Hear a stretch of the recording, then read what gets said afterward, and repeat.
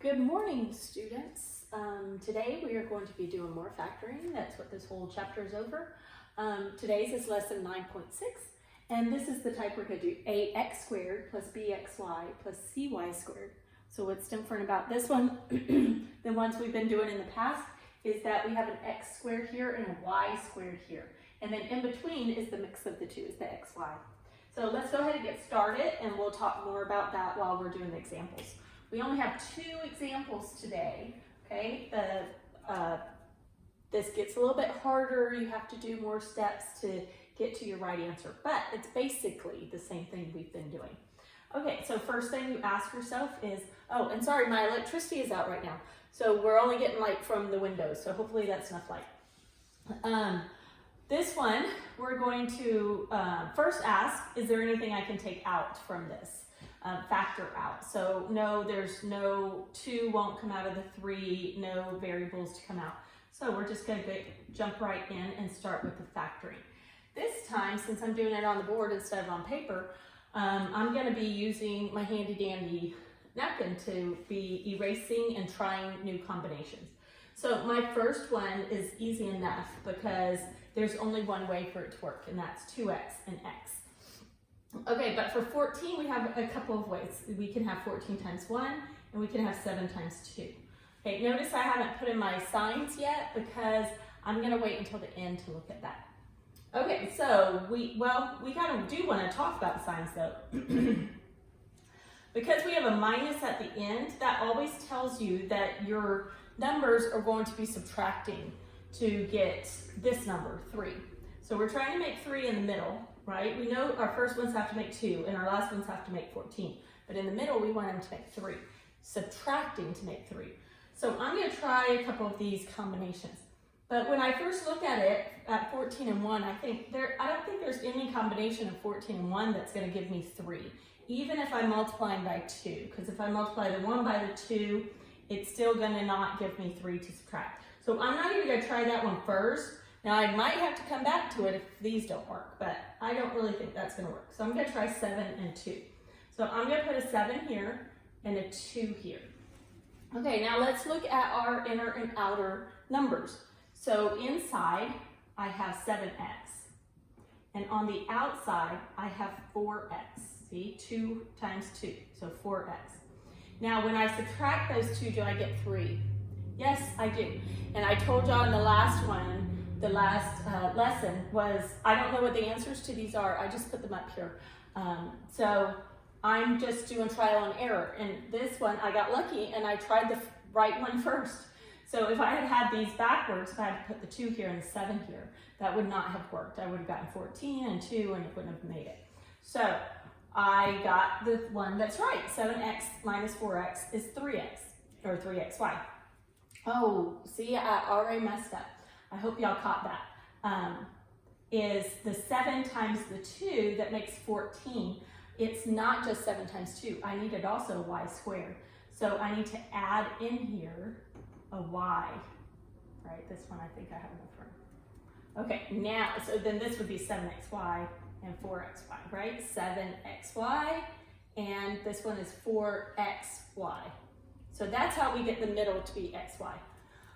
Okay, so now that we know those are going to be 3 when I subtract them, I need to decide on my signs. So since this is a negative 3, I need my bigger number, the 7, to be the negative, and then the 4 needs to be positive. So when I put that in here, this is negative, right? A negative 7xy, but I need this one and this one to make positive. So I put a plus there. Now that gives me negative 7xy and a positive 4xy. But I need to also check before you say, oh, I'm done.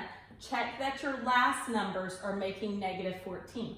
So I have negative 7y and negative 7y times positive 2y, and that does give me negative 14y squared. So this is my factored answer, okay? 2x minus 7y times x plus 2y. Okay, let's go on to example 2. If you want a challenge, you can pause the video now and try this on your own, but this one is much more difficult, so there's a lot more combinations. So if you want to do that, go ahead and hit pause now. Okay, now that you're back, if you tried it on your own. This one is pretty hard, so if you didn't, I understand. Okay, we're going to do the same thing we did here, and we're going to have the 2 parentheses. Now, remember, this is only different from last ones because of this being an x squared and this being a y squared. So I almost forgot that over here. And that's a good lesson to y'all, is don't forget that last y on here, because then it's going to be counted as wrong. So on this one, we have a squared and b squared. You also want to make sure that those two, a squared and b squared, combine right here for an ab.